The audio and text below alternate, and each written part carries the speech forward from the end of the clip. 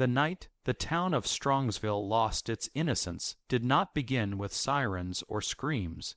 It began with a strange silence, a silence so heavy that even the wind seemed afraid to move. On that cold July morning, before the sun had even decided to rise, a wrecked Toyota Camry lay twisted at the edge of a deserted warehouse road.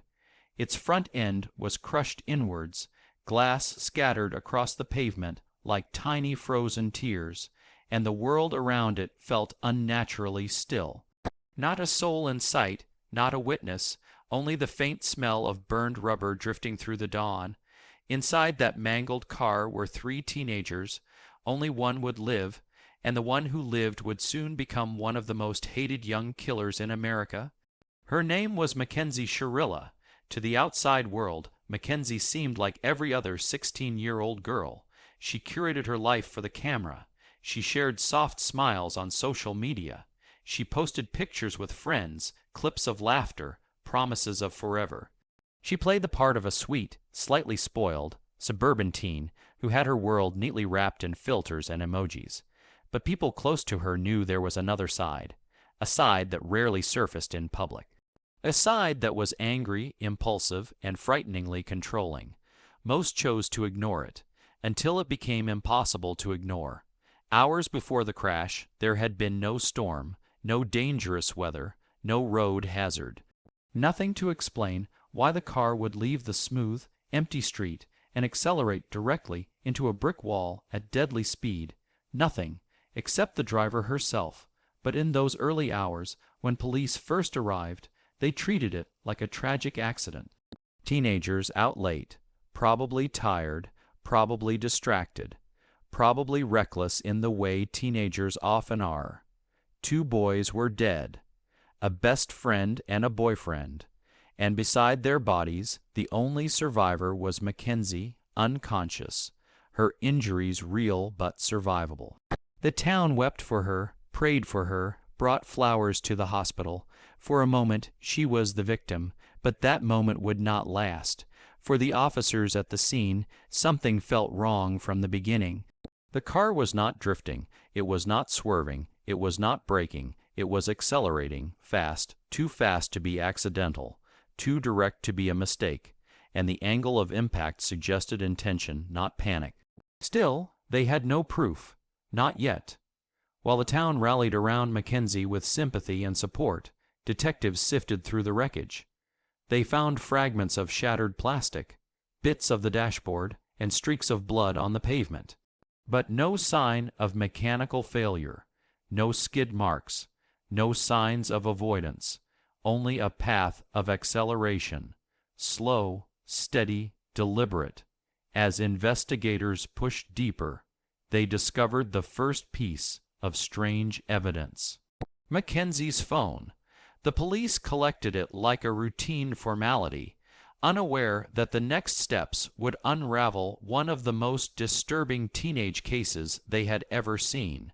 Once recovered, technicians examined the device. What they found was a digital universe unlike anything expected. Mackenzie recorded everything: her moods, her anger, her arguments, her threats, her obsessions, and most unbelievably, she recorded herself behind the wheel more than anyone could imagine. Hundreds of videos, thousands of selfies, countless voice notes, strange rants, crying fits, manipulative messages, things no one would ever expect from the girl who once described herself online as sweet, shy, and misunderstood. Some videos were playful, others were chilling. One clip showed her speeding down the road with a cold, fixed stare, as if the world beyond the windshield had stopped mattering. Another clip showed her whispering things that made absolutely no sense. Another showed her laughing at something no one else found funny. Her digital life was an emotional minefield, but the darkest part was still hidden. In the victims' pockets, detectives found their phones too. As they dug through messages shared between them, a clearer picture formed: breakups, arguments, possessiveness, warnings from friends that something was wrong. One boy had wanted to leave the relationship. The other simply trusted the wrong person at the wrong time. and as the pieces slowly connected, a shadow grew over Mackenzie's sweet facade, a shadow of obsession and rage, a shadow that hinted the crash might not have been a mistake, but the final act of a girl who refused to lose control. Still, suspicion was not enough. The world still believed her. Even the victims' families hesitated to question her publicly. Then, behind all the phone data, detectives uncovered something that changed everything. Mackenzie's car contained an electronic control module, a tiny device most drivers barely knew existed. It recorded speed, throttle, steering input, and pressure. A black box for cars. When the data came back, investigators froze. The car had accelerated to over 100 miles per hour. There was no braking, no attempt to turn, no hesitation. She had driven straight into the wall with deadly intention. The accident narrative was beginning to crack. But things got worse. During the days, she recovered in the hospital, while families mourned the boys who never came home. Mackenzie posted on social media. She posted smiling pictures, selfies, aesthetic videos, captions about healing, songs about heartbreak and being misunderstood, little hints of self-pity as if the world owed her comfort, and people started to whisper, a girl who had just lost her boyfriend and best friend should have been shattered. But Mackenzie looked almost relieved, almost free, almost proud. Something was deeply wrong. Behind the scenes, detectives were preparing for a storm. They had not yet released their findings to the public. They needed more evidence, more clarity, more truth. Then, while combing through Mackenzie's private messages, they found the final spark, something that would break the case wide open, a message she had sent just hours before the crash. Something dark, something angry, something terrifying, and when detectives read it, the room fell silent. The case was no longer an accident. It was no longer a suspicion. It was murder. The truth was finally beginning to surface.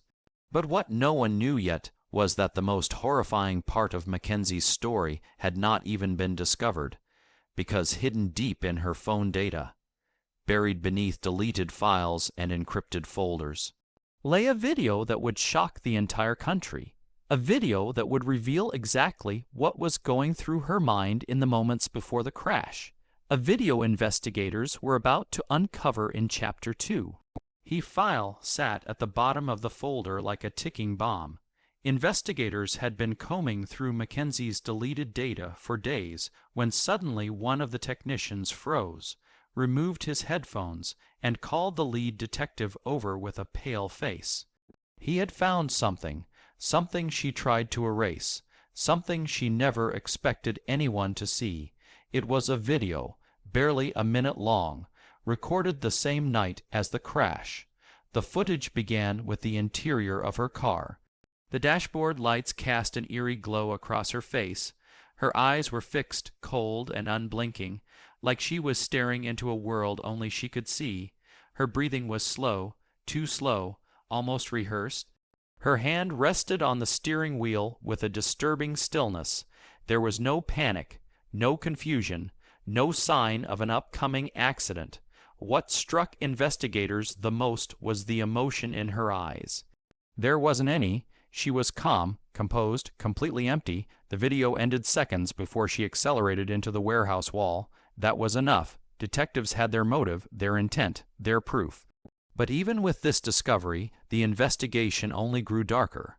Because the further they dug, the more it became clear that the crash was not a sudden impulse. It was not a moment of blind rage. It had been building for weeks, hidden beneath the surface of her carefully curated life. They found voice notes where her anger simmered like boiling water. They found messages where she ranted about betrayal that never actually happened. They found rants filled with jealousy that spiraled into threats masked as jokes. Her boyfriend had been trying to leave the relationship. Her best friend had been trying to distance himself, and in Mackenzie's fractured mind, separation meant destruction. To her, if they weren't with her, they were against her. Investigators traced her search history. There were no Google queries about crashing or killing. Nothing obvious. She was too clever for that. But they found something else. Patterns. Late-night drives alone. Repeated visits to the same abandoned warehouse road where the crash happened. Footage of her filming the empty street like she was studying it. Practice runs of acceleration. Videos recorded with no explanation. Only the sound of her engine revving and her breathing growing heavier. This was not a moment of madness. It was premeditation. As detectives pieced the timeline together, the families of the victims were still lost in grief. They lit candles, held vigils, posted memories online. They believed the story they were told. They believed Mackenzie had simply made a teenage mistake. But the truth was already tightening around her like a noose. The turning point came when the electronic control module data was officially completed.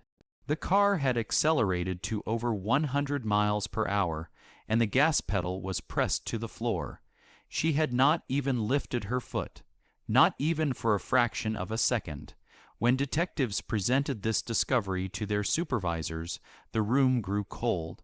This was no accident. This was a weaponized vehicle.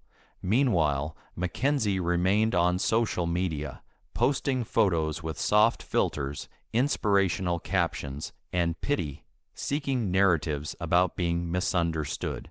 She shared clips of herself walking through the hospital, brushing her hair, and writing vague references to new beginnings.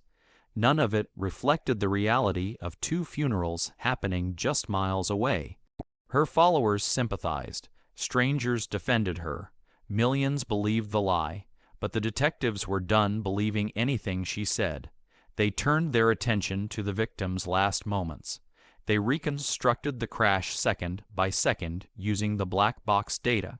They charted the acceleration curve. They measured the impact force. They mapped out the steering movements. There were no signs of a fight, no signs of struggle. The boys never even had a chance to understand what was happening. In their last seconds, they trusted the person behind the wheel, the same person who had already decided their fate. As the evidence mounted, investigators faced a painful realization. They needed to confront the families. They needed to tell them the truth. It was one of the hardest meetings of their careers. The parents listened in disbelief. The words felt impossible to process. Murder by a girl they had welcomed into their homes. Murder by someone they believed was grieving with them. Murder by someone who smiled at their sons just hours before killing them. The families broke down. Their lives split into two eras, before the truth, and after it. And when the news finally spread through the town, everything changed. Strongsville was a quiet community, the kind where neighbors waved from their driveways and schools held charity events with pride. They were not prepared for this. They were not prepared to see a local teen become the face of calculated cruelty. The whispers started first, then the shock, then the anger, and soon detectives received their biggest break yet. A classmate came forward. She wanted to talk. She was scared, but she couldn't stay silent any longer. She had messages, screenshots, private posts, evidence showing that Mackenzie had become increasingly unstable in the weeks before the crash. Threats disguised as emotional breakdowns, manipulation disguised as love, controlling behavior disguised as loyalty. One screenshot stood out. Hours before the crash, Mackenzie had sent a chilling message. It was short, it was angry, it was enough to shatter any remaining doubt. And in that moment, detectives knew the case was entering its darkest stage, the stage where intention becomes undeniable, where innocence becomes impossible, where justice begins to sharpen its blade. But the most explosive evidence was still hidden in her phone, something investigators had not seen yet, a pattern so disturbing it would reshape the entire case. Because buried in her deleted videos was a secret theme, a disturbing ritual she had been practicing behind the wheel, something no one had understood until the very last file was recovered, and when the final video surfaced. Everything changed. The final recovered video was nothing like the others. It was darker, calmer, more deliberate. Investigators sat in a silent room as the file opened. The glow of the screen lit their faces, revealing a collective tension that settled over them like a fog.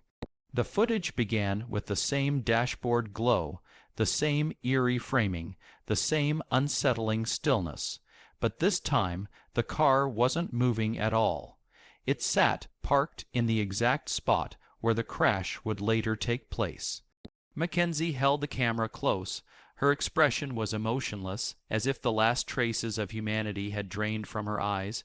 She whispered to herself, but not words, just a rhythm, a pattern. Then she lifted her foot and pressed the accelerator. The engine screamed while the car remained in park.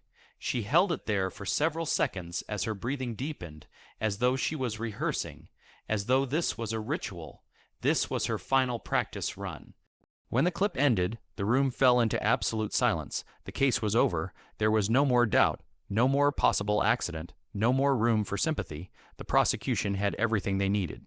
In the weeks that followed, the world changed its view of the girl they once pitied.